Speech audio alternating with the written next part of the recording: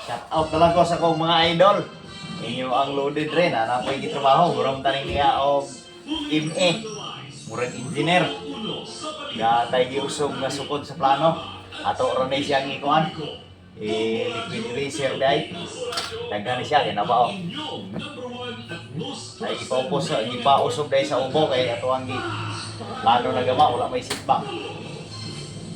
Gigama na po ni si Ludi o kuan ron. Sitbang.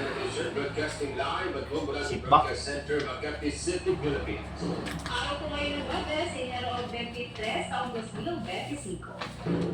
Sa ulo ng ating mga balita. Sa ating mga paunahing balita, ang mga lumang panukalang firing squad para sa mga corrupt officials, siniling kay Pangulong Marcos na i-certify bilang urgent. Sa Philippines naman, tinutukoy na ang posibleng pagkagamitan sa mga impormasyon na kuha ng nais ng Chinese spy. Mga kasamahan nito, Chinese spy. Ang Philippine Coast Guard, ipinadala naman ang PRP Capra upang harapin ang mga Chinese vessel dyan sa karatang sakop ng Zambales. Si Senate President Chis Escudero naman kinupirma na kumpleto at walang blank items ang 2025 General Appropriations Act na nilagda ni Pangulong Marcos. Mga nag-aakusa, hinamo naman na magsampa na lamang ng kaso sa korte. Ang ating police report, mag-asawang patay sa pamamaril sa Zamboanga City. 4 anyos na anak, nakaligtas. Balita naman sa lalawigan, abangan mamaya na Basbachoy at Pansit Molo at masarap na pagkain Ilonggo matitikman na kasabayan ng pagsisimula ng food festival sa Dinagyang ngayong araw. At sa sports, balita, Phoenix Suns, pinabagan ng 24 points ang Brooklyn Nets. At live nationwide, via satellite, tumago tayo sa Italia ng ating mga balita. Inikaya sa Zamboanga City First District Representative kay Mayor Aidan Ulaso, itong si Pangulong Ferdinand Marcos Jr. na i-certify bilang urgent measure ang kanyang panukalang firing squad laban sa mga mapapatunayan na nagkasalan ng planter, katiwalian at iyong pangkuli ng corruption. Ginawa ni Ulaso ang pahayag sa exclusive Shout out na lang ko sa mga engineer, mga amigo, mga idol. Panukalang batas.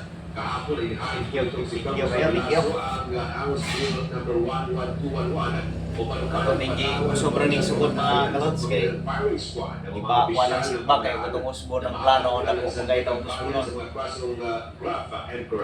Ato na lang din si liquid eraser kay Kapag ka naging ganap na batas, masasakop dito ang lahat ng public officials mula sa pagkapangulo kay wala ng mo kamalungan na dahil sa pagkikayo sa road right mo ning susod kini ato ang plano.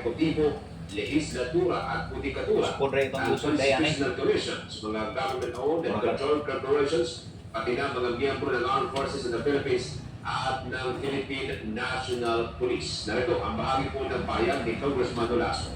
Alam niyo po sir, chosen firing squad kasi sabi ko, their penalty, the penalty of the firing squad is intended to serve as a strong deterrent and sa symbolika, lumpas ng externality of the corruption, which significantly, ito ang nangyayari sa ating bansa ngayon sir. So, awawa po yung future generations natin. So, I think that's the best thing to do in our country. Look at China, how progressive they are. Napag-iwanan tayo. Simply because may pahingin yung gobyerno nila. Eh sa akin, wala po eh. Kinaglalaro na yung gobyerno natin sir eh. Kaya po, ito po yung napagtanto ko. So, I created this bill for the benefit of the Filipino people. Aminado kasi ang kongresista na kakaunting panahon na lamang ang natitira para makapagpasa ng mga batas kahit malapit na ang midterm elections. Tiniwalang pang pumamabatas sa pamagitan ng nasabing bill ay mapipigilan na ang paggamit ng mga tiwalis sa gobyerno. Narito ba, ang bahagi po ng payag ni Congressman Olaso. If this will be given a chance, this will be given priority by the President. No, sabi ng President Bongbong Marcos, wala po pa kanya to. Then it will certify this as an urgent bill. Then this can be approved kung basta naman. Basta release kaya to. But definitely natin may hirapan po tayo. That is what we're praying for the Filipino people. Pushing this bill, active. Only the help of President, if possible, kung pwede, tayo yung executive order for this bill para sa lalo at madaling panahon, may susulong natin itong batas para sa kapakanan ng bawat Pilipino. Kung marami hong nagpahayag ng pagsuporta, marami rin ang nagpahayag ng pagkontra sa Firing Squad Bill, lalo't isinusulong ng international community ang mas makatawang pagpataw ng capital punishment sa mga nagkasala.